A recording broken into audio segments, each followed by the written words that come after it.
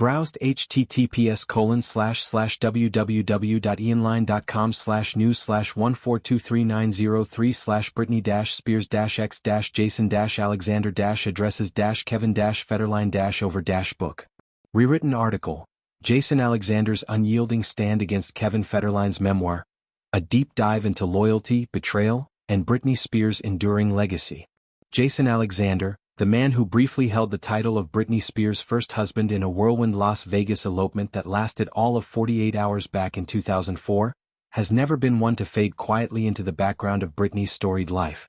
At 44 years old, Jason remains a steadfast ally, a voice of unfiltered truth in a narrative often muddied by opportunists and tabloid sensationalism. His recent Instagram outburst, a scathing rebuke aimed squarely at Kevin Federline, Britney's second husband and father to her two sons, has reignited conversations about accountability, the toxic underbelly of fame, and the relentless exploitation of one woman's pain.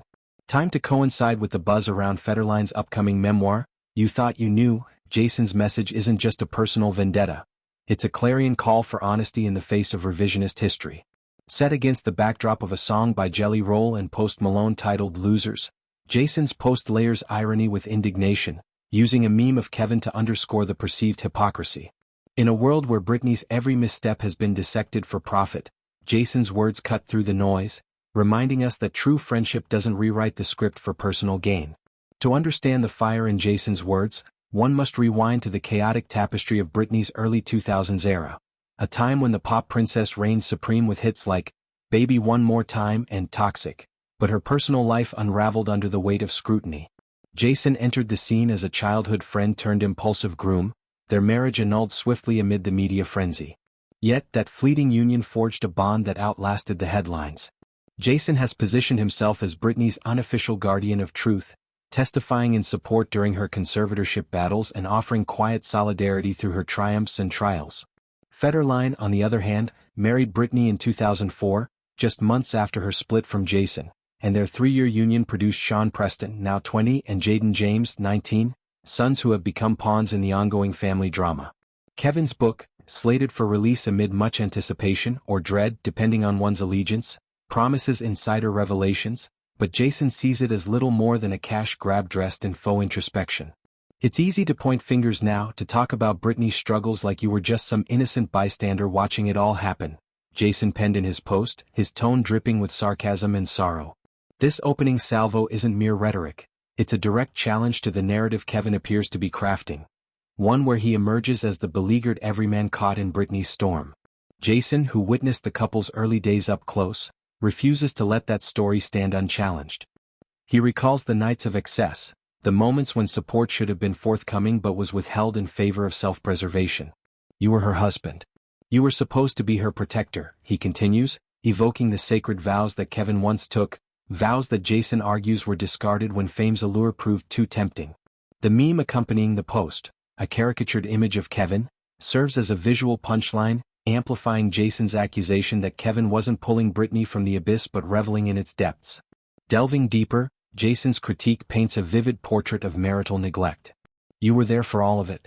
You weren't trying to pull her out, you were feeding off it, he asserts, words that echo the sentiments of many who watched Britney's downward spiral from afar. The mid-2000s were Britney's darkest hour, shaved head, umbrella-wielding paparazzi chases, and a conservatorship that stripped her of autonomy for 13 grueling years. Kevin, during this period, was often portrayed as the stable force, securing primary custody of their boys in 2008 and largely retreating from the spotlight to raise them in Hawaii. But Jason counters this sanitized version, alleging that Kevin's stability was selective, partying through the chaos while Britney bore the brunt of public vitriol. The nights you partied. The times you turned your back, Jason writes, conjuring images of abandoned hotel suites and unanswered calls, moments where partnership dissolved into parasitism. He accuses Kevin of playing the game, a euphemism for leveraging Britney's vulnerabilities for financial and narrative advantage, from child support settlements to reality TV cameos. The heart of Jason's message lies in his demand for unvarnished truth.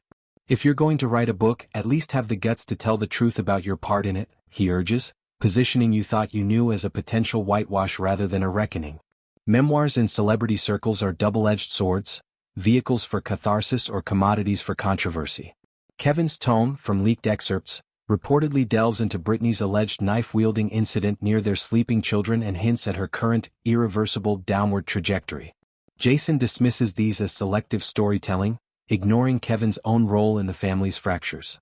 He mocks the irony of Kevin now posturing as the mature one, like the man who held it all together, a man whose post-divorce life included a blended family of 6 children and a low-profile existence far removed from Britney's glittering rehabilitation. Jason's plea for accountability extends beyond personal slights. It's a broader indictment of how men in Britney's orbit have profited from her narrative while evading scrutiny. Britney has been through enough, and it's always men trying to profit from her story while ignoring the damage they helped cause, he laments, a line that resonates with the #FreeBritney movement's core tenets of feminist solidarity and anti-exploitation.